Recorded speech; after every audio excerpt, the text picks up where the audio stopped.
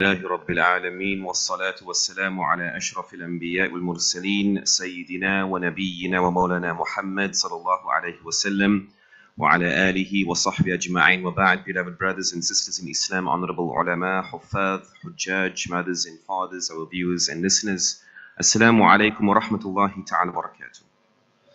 كيف حالكم؟ Alhamdulillah.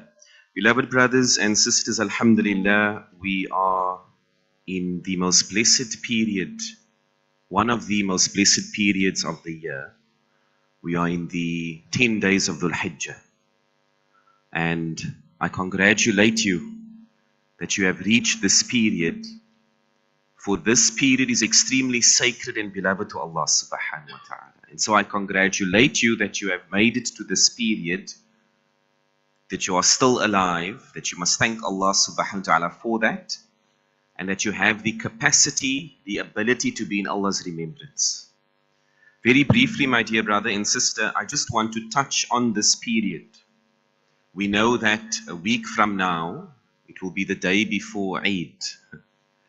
You know, and people maybe wake up the day before Eid, that hey, we have another celebration.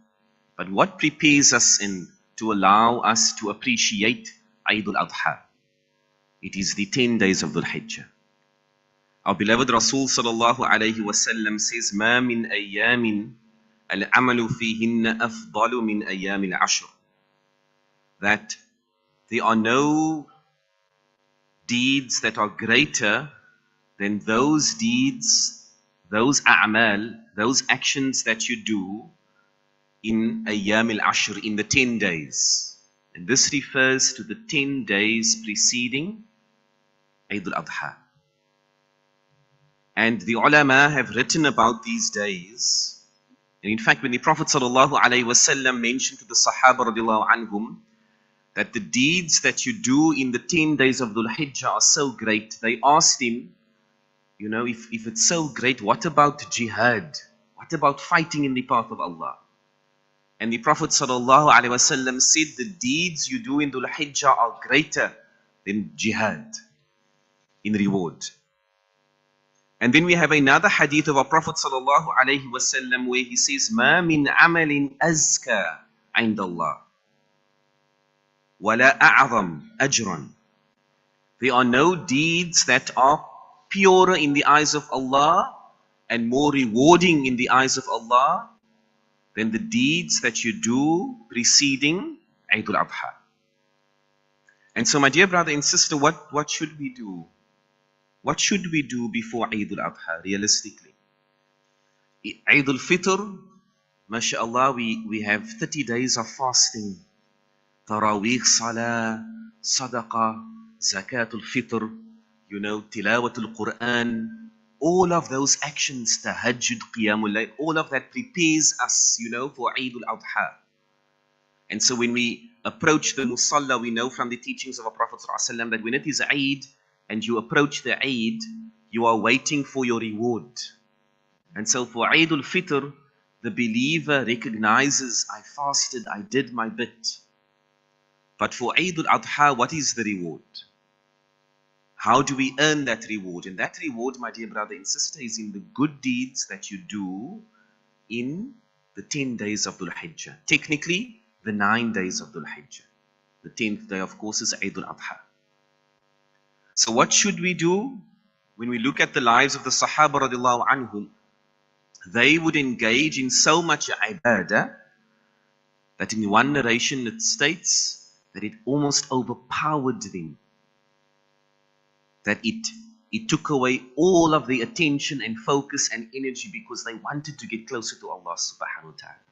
So the actions that we should engage in are 5. This comes from the Islamic teachings. The first, nafil salah. Practically, increase in your sunnah salah, your nafil salah every day. Try, inshaAllah, every day tahajjud until Eid al-Adha. And we don't need a tahajjud in jama'ah. You can do it in your home, inshaAllah. Do it with a spouse. Extra sunnah salah. Secondly, extra istighfar. After your salah at any time, extra tawbah, seeking the forgiveness from Allah subhanahu wa ta'ala. Thirdly, many ahadith indicate increase in your dhikr. In particular, La ilaha illallah Muhammadur Rasulullah. That is a well-known dhikr that you can increase in these 10 days. The fourth, sadaqah, charity. Many of us, inshallah, are engaging in qurbani. May Allah accept it. And many of us are paying for maybe qurbani abroad, wherever it might be. May Allah accept that. Try to increase in your sadaqah because it will remove sins and get you closer to Allah. And the fifth one, fasting. If possible, try to fast as much as you can by the 10th of Dhul Hijjah. And in particular, if you cannot cope with fasting every day, try and do as many days as possible. And if not, then at least try to fast Yawm Arafah. Now, you might ask me, when is Yawm Arafah? That is the big question, subhanAllah. When is Yawm Arafah? So I will summarize it because I know that this, of course, is being streamed and on air. There are two schools of thought regarding this. We don't fight anymore. There are two schools of thought. Previously in our community, they used to call you a Makki or a Mooni. You know, do they still use those terms today? Yes, I see people nodding. They still use it, subhanAllah. So what are these two schools of thought? The one school of thought says, when it comes to Dhul Hijjah, they accept the occurrences of Makkah. And they begin the Hijjah in accordance with Makkah. That is one school of thought. The other school of thought says that it is subjected to local sighting. These are the two schools of thought.